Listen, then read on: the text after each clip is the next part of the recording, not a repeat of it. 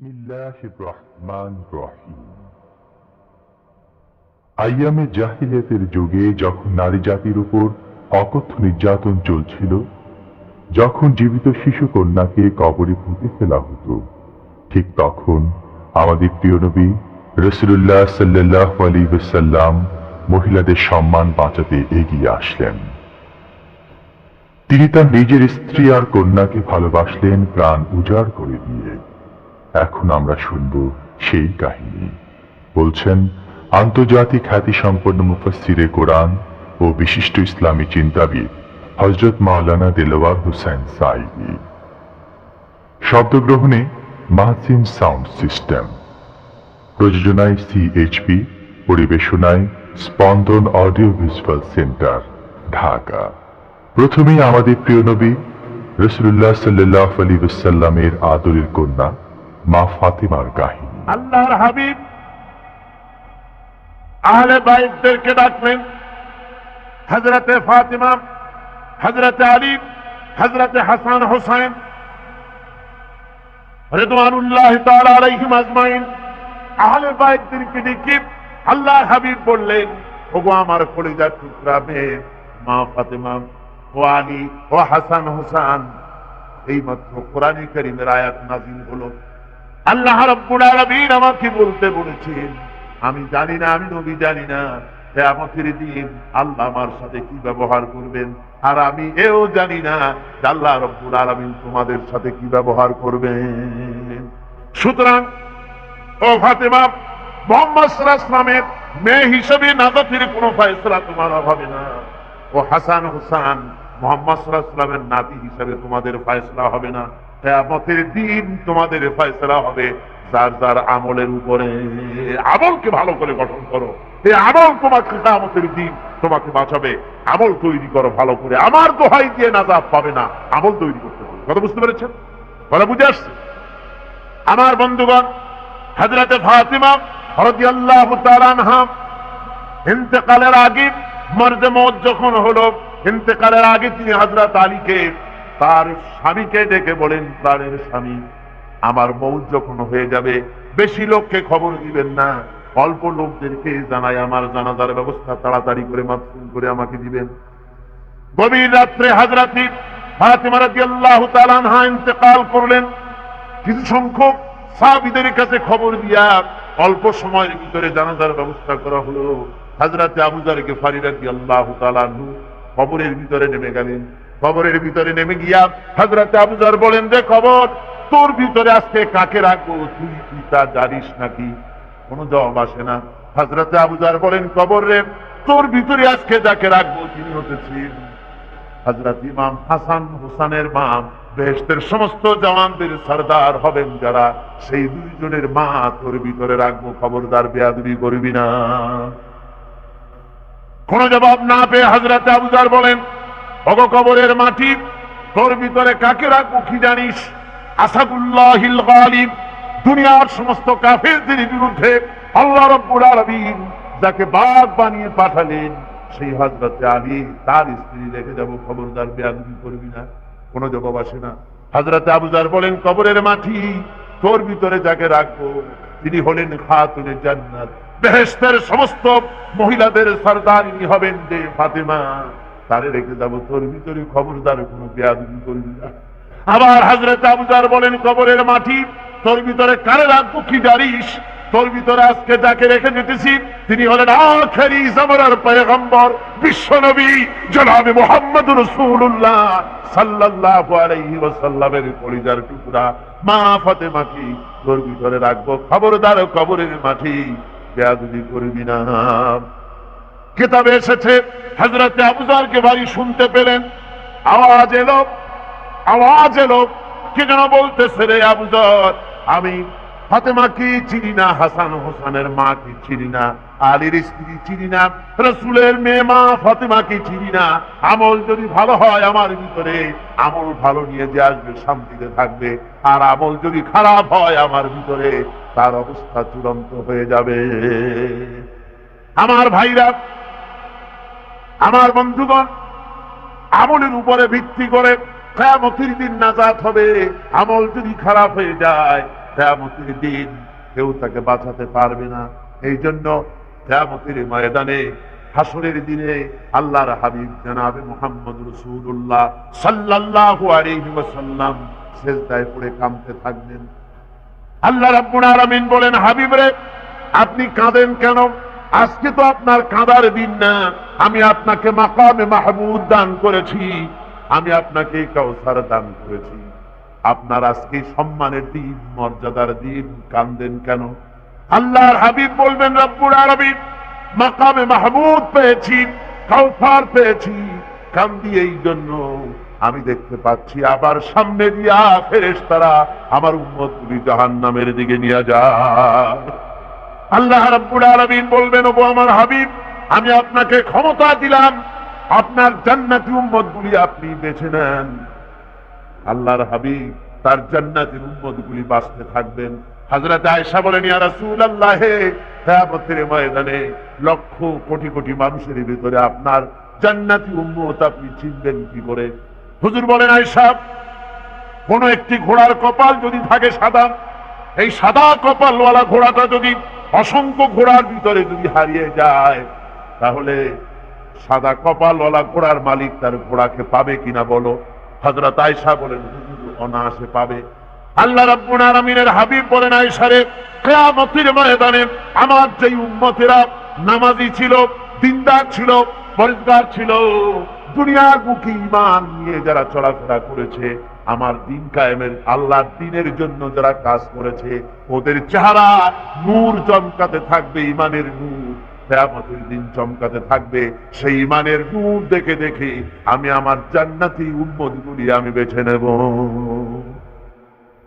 হযরত ফাতিমা রাদিয়াল্লাহু তাআলা আনহাকে রাসূলুল্লাহ সাল্লাল্লাহু আলাইহি ওয়াসাল্লাম অত্যন্ত ভালোবাসতেন, মহব্বত করতেন তার স্ত্রীদেরকেও।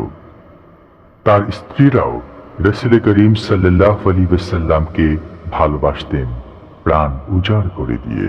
নবীজি বলেছেন, কন্যার পিতাদেরকে গালি দিও না। অনেকে টিটকেরি করে, বারবার মেয়ে হয় ছেলে একটাও হয় না, সেই জন্য টিটকেরি বুটকেরি করে। আল্লাহ নবী বলেছেন, মেয়ের পিতাকে গালি দিও না, ঠাট্টা করো না, যেহেতু আমি মুহাম্মদ রাসূলুল্লাহ সাল্লাল্লাহু আলাইহি ওয়াসাল্লাম, আমি মেয়েদের পিতা, আমি নিজে মেয়েদের পিতা। খবরদার, মেয়েদের পিতাকে গালি দিও না। রাসূলুল্লাহ বলেছেন, আকাশের নিচে জমিনের উপরে খাদিজার মতো মহিলা আর নাই। সেই হযরতে খাদিজা রাসূলের 4টি মেয়ে পেটে ধারণ করেছিলেন। সুবহানাল্লাহ। মেয়ের প্রতি রাসূলুল্লাহ যথেষ্ট মহব্বত করতেন, মেয়েকে খুব ভালোবাসতেন হুজুর সাল্লাল্লাহু আলাইহি ওয়াসাল্লাম। হুজুরের কলিজার টুকরা ছিলেন মা ফাতিমা রাদিয়াল্লাহু তাআলা আনহা। হুজুর যখন কোথাও যেতেন, সকলের শেষে দেখা করতেন ফাতেমার সঙ্গে, আর বিদেশ থেকে সফর করে এসে সকলের আগে দেখা করতেন ফাতেমার সঙ্গে। সুবহানাল্লাহ। রাসূলুল্লাহ আরো বলেছেন, তোমরা যখন বাজারে যাবে বা ব্যবসা করতে যাবে বা বিদেশে যাবে, আসার সময় যে সব হাদিয়া নিয়ে আসো। আমরা যখন বাইরে যাই, বাজারে যাই, কিছু হাদিয়া আনি না? জামা, কাপড়, চকলেট ইত্যাদি আমরা আনি থাকি। রাসূলুল্লাহ বলেছেন, হাদিয়াগুলি তোমরা যারা বিদেশে যাও, বাজারে যাও, হাদিয়া আনবে, আর এনে ঘরের মধ্যে ঢুকে তা শুরু করবে মেয়েকে দিয়ে। প্রথমে দেবে মেয়েকে। সুবহানাল্লাহ। মেয়ের মর্যাদা ইসলামে সব চাইতে বেশি। কোন যুগে? যে যুগে মেয়ে হলে পরেই মাটির নিচে ফেলে রাখতো, আছাড় মেরে মেরে ফেলে দিত। কোন অপরাধে তাদেরকে হত্যা করা হলো, আল্লাহ পাক কোরআনে কারীমের মধ্যে বলেছেন। তাদের অপরাধ আর কিছু না, তারা নারী, এই জন্য তাদেরকে মেরে ফেলা হতো। রাসূলুল্লাহ তাদের ইজ্জত দিলেন। সুবহানাল্লাহ। রাসূলুল্লাহ সম্মান দিলেন, ইজ্জত দিলেন তাদের। কন্যা হিসাবে নারী এই মর্যাদা। ফাতেমাকে রাসূল এত ভালোবাসতেন, ইন্তেকালের সময় হযরত ফাতেমা কাঁদতে কাঁদতে বেহুশ হয়ে যাওয়ার উপক্রম হয়ে গেছে। রাসূলুল্লাহ হযরত ফাতেমাকে ইশারা দিলেন। হযরত ফাতেমা তার কান নিয়ে রাসূলুল্লাহর মুখের কাছে লাগাই দিলেন।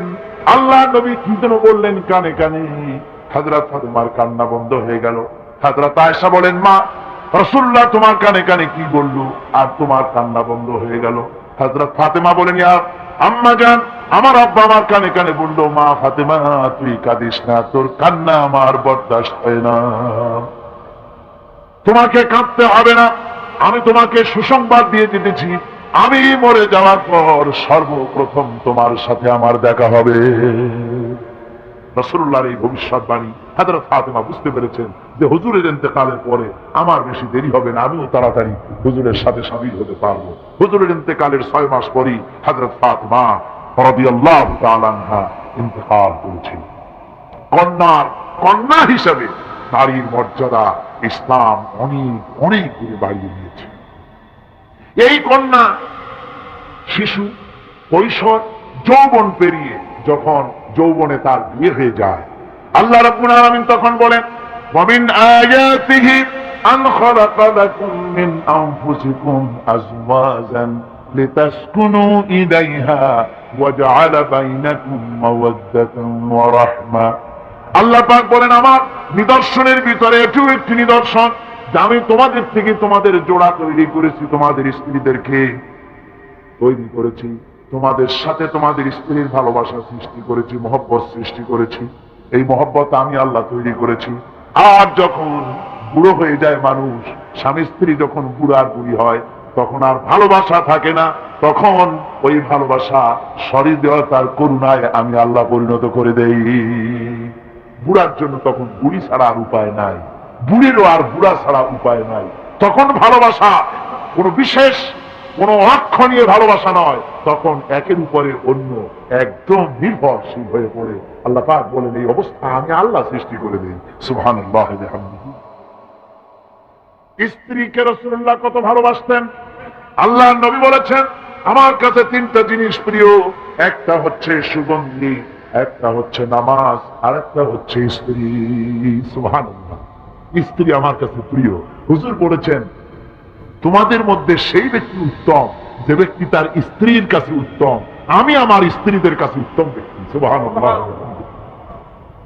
রাসূলুল্লাহ স্ত্রীকে কত ভালোবাসতেন। বিশ্বনবী রাজনৈতিক কর্মকাণ্ড চালাচ্ছেন, যুদ্ধের দামামা বাজতেছে, চতুর্দিকে কত অশান্তি, সব কিছু চলছে, স্ত্রীর হক আদায় করতে ভুলে যাননি। রাতের বেলায় হযরত আয়েশার বয়স কম, তাকে নিয়ে রাসূলুল্লাহ একটু সুযোগ পেয়েছেন, বলছেন, আয়েশা সব তো ঘুমিয়ে, চলো আমরা একটু দৌড়াই। ওই যে দূরে একটা জিনিস দেখা যায়, দৌড় দাও, দেখি কি আগে যায়। দুজনে দৌড় প্রতিযোগিতা করলেন। দৌড় প্রতিযোগিতায় হযরত আয়েশা ফার্স্ট হলো, হুজুর পিছনে পড়ে গেলেন। হযরত আয়েশা খুব আনন্দ করলেন যে আপনি কিন্তু আমার সাথে দৌড়ে পারলেন।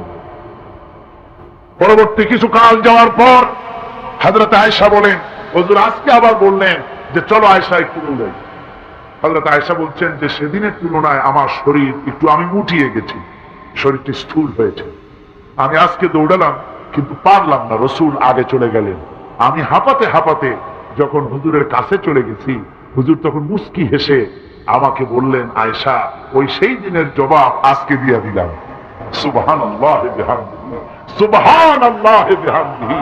বিশ্ব নবী কত বড় আদর্শ বিশ্ব মানবতার জন্য। তিনি বলেছেন, আরাফাতের ময়দানে রাসূলুল্লাহ বলেছেন, তোমরা যেমন পড়বে তোমার স্ত্রীদেরকে তেমন পড়াবে, তোমরা যেমন খাবে তোমার স্ত্রীদেরকে তেমন খাওয়াবে। স্ট্যান্ডার্ড মেনটেন করবে। তুমি ভালো দামের কাপড় পরবে, স্ত্রীকে খারাপ দিবে তা নয়। অধিকার দুজনেরই সমান, স্বামী এবং স্ত্রী সমান অধিকার। কিন্তু আমরা তা বুঝতে পারি না, বুঝতে চাই না।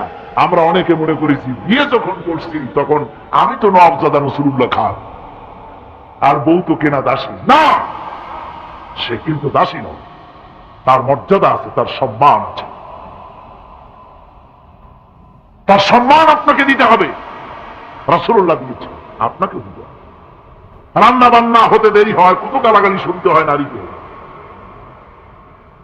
আল্লাহর নবীর স্ত্রী হযরত আয়েশা বলেছেন, আল্লাহর নবী কাজ করে, মানুষের সঙ্গে কথা বলে, রাষ্ট্রীয় দায়িত্ব পালন করে ঘরের ভিতরে এসে যখন দেখেছেন রান্না হতে দেরি আছে, রাসূলুল্লাহ বিরক্ত হন নাই, ভ্রু কুঞ্চিত করেন নাই, চোখ মোটা করেন নাই, আমাকে কোনো কথা শোনান নাই, বরং আমার কাছে বসে রান্নায় আমাকে সহযোগিতা করেছে। সুবহানাল্লাহ। এই হলো আল্লাহ রাসূল, এই হলো বিশ্ব নবী। স্ত্রীর সঙ্গে কি মহব্বত! সুবহানাল্লাহ। হুজুর মহব্বত করতেন স্ত্রীদেরকে। রাসূলুল্লাহর ঘরে দৌলত ছিল না, কিন্তু মহব্বত দিয়ে ভরা ছিল ঘরটা। হুজুরের ঘরে ফ্রিজ নাই, এসি নাই, হুজুরের ঘরে কার্পেট নাই, হুজুরের ঘরের মধ্যে জাজির নাই, তোষক নাই, বড় বড় কম্বল নাই, আরামের কোন জিনিস নাই, মডার্ন ইকুইপমেন্টস কিচ্ছু নাই, দৌলত নাই, কিন্তু মোহাব্বত দিয়ে ঘরটা ভরা যায়। হযরত আয়েশা বলেছেন, যখন আমি পানি পান করে গ্লাস রেখে দিতাম, আল্লাহ নবী তখন গ্লাসের সেই জায়গায় ঠোঁট লাগাতেন যেখানে আমি ঠোঁট লাগাইয়া পানি পান করেছি। আমি গোশত চিবোতাম, রাসূলুল্লাহ আমার হাত থেকে গোশত টুকরা নিয়া সেই জায়গায় চিবোতেন যেখানে আমি চিবুয়েছি। সুবহানাল্লাহ। আমার ভাইরা, রাসূল তার স্ত্রীদেরকে মহব্বত করতেন, স্ত্রীরাও রাসূলকে মহব্বত করতেন দারুণ ভাবে। একবার হযরত আয়েশা সিদ্দিকা রাদিয়াল্লাহু তাআলা আনহা হুজুরকে গোসল করাতে ছিলেন, মাথার উপরে পানি ঢালতেছেন, হুজুর একটা চৌকির উপরে বা একটা তক্তার উপরে বসে আছেন। গোসলের পানির ভিতরে রাসূলুল্লাহ দেখতে পেলেন রক্তের মতো কি যেন প্রবাহিত হয়ে যাচ্ছে। হুজুর জিজ্ঞেস করেন, আয়েশারে, পানির ভিতরে রক্তের মতো কি দেখা যায়? হযরত আয়েশা বলেন, হুজুর আপনি যখন বসেছিলেন অসতর্ক মুহূর্তে তক্তার নিচে আমার একটা আঙ্গুল পড়েছিল পায়ে, আঙ্গুলটা ফেটে বোধহয় রক্ত বেরোতেছে। রাসূলুল্লাহ তাড়াতাড়ি করে উঠলেন আর ওই আঙ্গুলকে ব্যান্ডেজ করে দিলেন। রাসূলুল্লাহ বললেন, আয়েশারে, আঙ্গুল ফেটে গেছে, একটু আহাহু পর্যন্ত করলে না, এতক্ষণ তুমি কষ্ট করলে কেন? হযরত আয়েশা বলেন, ইয়া রাসূলুল্লাহ, ওটা তো একটা পায়ের আঙ্গুল, আয়েশার কলিজাটা ফেটে যদি রক্ত বেরোতো রাসূলুল্লাহকে উঠতে বলতে আমি পারতাম না। কি মহব্বত রাসূলের সাথে! হযরত আয়েশা বলেন, হুজুর সাল্লাল্লাহু আলাইহি ওয়াসাল্লাম স্ত্রীদেরকে এত ভালোবাসতেন, আমাদের ঘরে গোশত টোস্ত তেমন রান্না বান্না খুব কম হতো। গোশত রান্না হবে কি, মাসের পর মাস চলে গেছে, রাসূলের বাড়িতে হুজুর স্ত্রীরা বলেছেন আমাদের ঘরে চুলে আগুন জ্বলে নাই, একটু শুকনা রুটি, একটু শুকনা খেজুর আর একটু পানি খেয়ে আমাদের জীবন চলেছে, এরকমের অবস্থা হয়েছে। তারপরে এই অবস্থা চলেছে, এর মধ্যে যদি কখনো একটু গোশত আসছে, হুজুর যখন ছাগল ছাগল দুম্বা জবাও করেছে, এই দুম্বার গোশত নিয়ে, ছাগলের গোশত নিয়ে রাসূলুল্লাহ নিজে বেরোতেন। হযরত খাদিজার বান্ধবী কোথায় আছে খুঁজে ওই বান্ধবীর কাছে গোশত পৌঁছে দিয়ে আসতে। হযরত আয়েশা বলেন, একদিন আমার ঘুম ভেঙে গেল, দেখি হুজুর আমার কাছে নেই, গেলেন কোথায়? খুঁজতে খুঁজতে যায় দেখি মসজিদে নববীর ভিতরে হুজুর হাত তুলে বসে আছেন, মোনাজাত করতেছেন। আমি পেছনে গিয়ে হাত তুললাম, আমি শুনতে পাচ্ছি নবীজি দোয়া করছেন, রব্বুল আলামিন কিয়ামতের ময়দানে যেদিন সন্তান তার পিতাকে ভুলে যাবে, মা তার সন্তানকে হারায় ফেলবে, ওই কঠিন হাসরের ময়দানে আমি যেন আমার খাদিজাকে হারাইয়া না যাই। মুনাজাতের শেষে হযরত আয়েশা বলেন, ইয়া রাসূলুল্লাহ, খাদিজার কথা আপনার এত কেন বারবার মনে পড়ে? একটা বুড়িরে বিয়ে করেছিলেন 25 বছর বয়সের সময়, 40 বছর বুড়ি, তার কথা কেন এত মহব্বত আপনার মনে পড়ে? তার থেকে যুবতী মেয়ে, সুন্দরী মেয়েকে আপনার স্ত্রী হিসেবে আপনি পান নাই। হুজুর বলেন, আয়েশা রে, খাদিজা সম্পর্কে এমন কথা তুমি আর বলো না, তোমরা সবাই আমার সুখের দিনের স্ত্রী, আর খাদিজা আমার এমন সময় স্ত্রী ছিল যখন মক্কায় আমার আশ্রয় ছিল না, তামাম মক্কা নগরীতে আমার আশ্রয় ছিল না। খাদিজার সঞ্চিত সমস্ত ধনরাশি ইসলাম কবুল করার পর দুহাতে খাদিজা বিতরণ করে দিয়েছে। হযরত আয়েশা বলেন, হুজুর আমার গোস্তাকি মাফ করে দেন, আমি আর এরকম বলবো না, তবে খাদিজা সম্পর্কে আমার কিছু একটু শুনান। হুজুর বলেন, আয়েশা রে শোনো, গভীর রাত যত রাত হোক না কেন, ইসলামের দাওয়াত দিয়ে দিয়ে গভীর রাত্রে আমি যখন বাসায় ফিরেছি, ঘরে এসেছি, দরজায় একটা মাত্র ডাক দিয়েছি, খাদিজা, অমনি দরজা খুলে গেছে। আমি জিজ্ঞেস করেছি, খাদিজা রে, যত রাত্রে আসলাম, যতবার আসলাম, একটা ডাকের বেশি লাগলো না, তুমি কি ঘুমাও না? হযরতে খাদিজা বলেছেন, ইয়া রাসূলুল্লাহ, আমার মনের ভিতরে ভয় থাকে, আল্লাহ রাসূল দিনের খেদমতে বাইরে আছেন, আমি যদি আরামে বিছানায় ঘুমায় থাকি আর নবীজি দরজার কাছে দাঁড়াইয়া আমারে ডাকাডাকি করবেন, উঠতে যদি দেরি হয়ে যায় নবীজির সঙ্গে বেয়াদবি হয়ে যাবে, এই মনে করে আপনি না আসা পর্যন্ত দরজার সাথে পিঠ লাগাইয়া আমি দাঁড়াইয়া দাঁড়াইয়া ঘুমাই। আমার ভাইরা, হযরতে খাদিজার ইজ্জত স্বয়ং আল্লাহ দিয়েছেন। কে দিয়েছেন? হাদিস শরীফে এসেছে, রাসূলুল্লাহ জাবালে নূরে বসা, গারে হেরার ভিতরে বসা, হযরতে জিবরাইল রাসূলুল্লাহর সঙ্গে কথা বলতেছেন। একটু পরে হযরত জিবরাইল বলেন, ইয়া রাসূলুল্লাহ, আমি আর এখানে বসবো না, আমি এখন চলছি। আমি দেখতে পাচ্ছি খাদিজা আসতেছে আপনার জন্য খাবার নিয়ে। খাদিজা যখন আপনার কাছে পৌঁছে যাবে, আপনি খাদিজাকে শুনাই দিবেন আল্লাহ রাব্বুল আলামিন খাদিজাকে সালাম জানাইছে। সুবহানাল্লাহ। রাসূলুল্লাহর কাছে হযরতে খাদিজা যখন আসলেন, হুজুর বললেন, খাদিজা আজকে তোমার জন্য দারুণ সুখবর। বলে কি? বলে আল্লাহ পাক জিবরাইল কেমন উঠে গেল আমার কাছ থেকে, জিবরাইল বলে গেল আল্লাহ তোমাকে সালাম বলেছে। হযরত খাদিজা কেঁদে ফেললেন, বললেন, ইয়া রাসূলুল্লাহ, আমার নারী জন্ম সার্থক, আল্লাহ আমাকে সালাম বলেছে, এর জবাব কেমনে দিতে হয় হুজুর আমি তো জানি না, আপনি আমার পক্ষ থেকে আল্লাহর সালাম কিভাবে দেওয়া লাগে আপনি দিয়ে দিন, আমি তো বুঝি না কেমনে আল্লাহর সালামের জবাব দেবেন। হুজুর বললেন, খাদিজা শুধু আল্লাহ নয়, জিবরাইলও তোমাকে সালাম বলে গেছে। হযরতে খাদিজা বললেন, হযরত জিবরাইলকে আমার সালামের জবাবটা ওয়ালাইকুম সালাম বলেন। হযরত খাদিজার এই মর্যাদা ছিল। আমার ভাইরা, রাসূল পাক সাল্লাল্লাহু আলাইহি ওয়াসাল্লাম এভাবে মহব্বত করেছেন স্ত্রীদেরকে। সুতরাং স্বামী স্ত্রীর মহব্বত আল্লাহর জান্নাতি নিয়ামত। কি নিয়ামত? যে ঘরের মধ্যে স্বামী স্ত্রীর মধ্যে মিল মহব্বত আছে এটা বেহেশতের মতো, আর যেখানে মিল মহব্বত নাই এটা জাহান্নামের মতো। ঠিক কি? সুতরাং মহব্বত করুন, বেশি বেশি স্যাক্রিফাইস করুন, বেশি বেশি স্যাক্রিফাইস। নারীদের ব্যাপারে বলা হয়েছে, পুরুষকে বলা হয়েছে অধিকার আদায় করো, সব ব্যাপারে সমান অধিকার।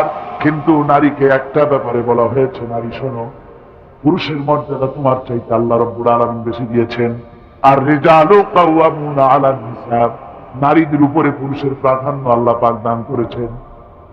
একজন সাহাবী বলেছিলেন, ইয়া রাসূলুল্লাহ, জঙ্গলি উট দেখলাম আপনার পায়ের উপরে সিজদায় পড়ে গেল, আপনি যদি আমাদেরকে অনুমতি দিতেন না আপনাকে আমরা সিজদা করতাম।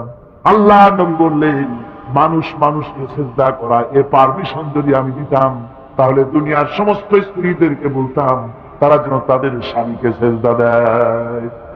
স্বামীর মর্যাদা এখানে বেশি। সুতরাং অধিকার সমান, কোনো সন্দেহ নাই, কিন্তু স্বামীর একটা আলাদা মর্যাদা আছে, সেই সম্মান তাকে দিতে হবে। এরপরে এই সমান অধিকারের ভিত্তিতে স্বামী স্ত্রী চলতে থাকে, মাঝখানে আল্লাহ পাক তাদেরকে সন্তান দান করে। আল্লাহ তাদেরকে, নারীকে লেখাপড়ার অধিকার দিয়েছেন, ইসলাম তাকে লেখাপড়ার অধিকার দিয়েছে, শিক্ষার অধিকার দিয়েছে। হযরত আয়েশা সিদ্দিকা রাদিয়াল্লাহু তাআলা আনহা শিক্ষয়িত্রী ছিলেন, হাফেজা ছিলেন, হাদিসের হাফেজা ছিলেন, কোরআনের হাফেজা ছিলেন, হাজার হাজার সাহাবায়ে কেরামদের তিনি ওস্তাদ ছিলেন। সুবহানাল্লাহ। নারীদের ব্যাপারে অধিকাংশ মাসালা হযরত আয়েশা সিদ্দিকা রাদিয়াল্লাহু তাআলা আনহার অবদান। সুবহানাল্লাহ। নারী যুদ্ধ করেছে, যুদ্ধের ময়দানে নারীর অধিকার আছে। নারী চাকরি করতে পারবে, নারী ব্যবসা করতে পারবে, নারী লেখাপড়া করতে পারবে, নারী সেনাবাহিনীতে যেতে পারবে, নারী সব করতে পারবে, কিন্তু পর্দার মাধ্যমে। জনৈক সাহাবী ইসলাম গ্রহণ করার পরও রাসূলুল্লাহ সাল্লাল্লাহু আলাইহি ওয়াসাল্লামের কাছে অনুশোচনা করছিলেন তার কন্যা সন্তান নিজ হাতে হত্যা করার জন্য। আমাদের প্রিয় নবী এ কথা শুনে কেঁদে ফেললেন। একটা লোক গিয়ে কাঁদতেছিল মুসলমান হওয়ার পর। হুজুর কয়, কান্দো কেন? কই যে আমার গুনাহ কি মাফ হয়েছে? হুজুর বলেন, হ্যাঁ মাফ হয়ে গেছে, কলেমা পড়ছো, মাফ হয়ে গেছে। কয় যে হুজুর আমি তো মারাত্মক গুনাহ করছি। বলে কি? বলে আমার একটা মেয়ে, সেই মেয়েটাকে নিয়ে আমি, ঘটনা লম্বা, আমি সংক্ষেপে বলতেছি, মেয়েটাকে ফাঁকি দিয়া তার আমি মারবো, বুঝতে দেই নাই আমার বউরে। বললাম চলো বেড়াইতে যাই, মেয়েটা আমার সাথে সাজাই দিয়েছে তার মা, বেড়াতে নিয়ে যাবো এই কথা মনে করে। মেয়েটা কদ্দূর যায়, আবার আব্বা আব্বা বলে আমার দিকে ফিরে আসে, আবার পিছনে থাকে, আবার আব্বা আব্বা বলে জড়ায় ধরে। এইভাবে করতে করতে যখন নির্জন এলাকায় গেলাম, আমি পাহাড়ের পাশে গর্ত খোঁড়া আরম্ভ করলাম। গর্ত খুঁজি আর মাটি ছিটে এসে আমার দাড়িতে লাগে। বাচ্চা মেয়েটা আমার কাছে এসে দাড়ি দিয়ে ধুল ঝাড়ায় দেয়। আব্বা তোমার দাড়িতে ধুল লাগতেছে, তুমি এই কষ্ট করতেছো কেন? মেয়ে তো বোঝে না যে আমি তার জন্য কবর খুঁজতেছি। কবরটা খোঁড়া হয়ে যাওয়ার পর মেয়েটারে বান্দা শুরু করলাম। মেয়ে এখন কাঁদতেছে, বাবা আমার বান্ধ কেন? আমি তারে বাঁধা জোরে ওর মধ্যে নিক্ষেপ করে দিলাম। মেয়েটা গর্তের মধ্যে বসে চিৎকার করে বলছে, আব্বা তুমি আমারে বাঁচতে দাও, আমি তোমারে বাপ বলে সমাজে হ্যাঁ করবো না, আমি ভিক্ষা করে খাবো, আমারে বাইরো না। লোকটি বলছি, ইয়া রাসূলুল্লাহ, আমার মনে দরদ আসলো না, আমি একটা পাথর উঁচু করে আমার মেয়ের বুক লক্ষ্য করে জোরে মেরে দিলাম। বুকটা ফেটে রক্ত ফিনকি দিয়ে উঠল, আর মেয়ের বুক থেকে আওয়াজ বেরোলো, আব্বা। আমার কানে যেন এখনো সেই আওয়াজ বাজে। হাদিস শরীফে এসেছে, হুজুরের চোখের পানি দাড়ি ভিজে ভিজে জামার উপরে পড়তেছিল। হুজুর বললেন, আহারে, মানুষেও পারে এইরকম কাম করতে।